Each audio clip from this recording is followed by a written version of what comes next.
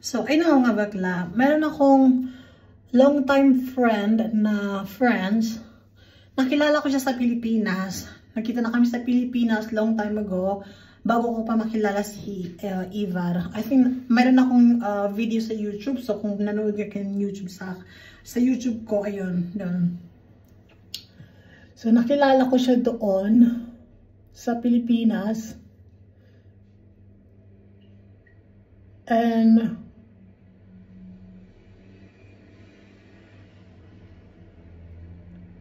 nung kinasal ako kay Ivar, nawala yung communication namin, yung contact namin. Siyempre, kinasal lang ako, di ba? Wala pa maglalanti pa ako sa iba.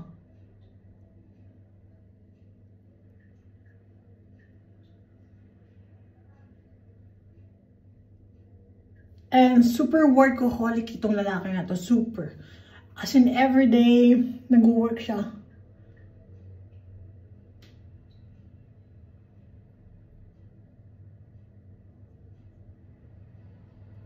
May edad na siya, super, hindi naman masyadong matanda. Mga 40s, ganun.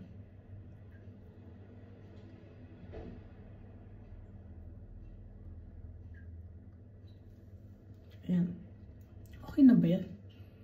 Back. Lover? Parang, ano, ibang atake dye.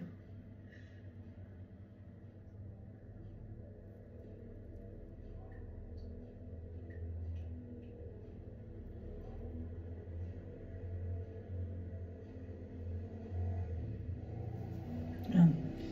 Ayan, mas lumaki yung mata ko, di ba? Ayan. Mas na-emphasize. Ayan.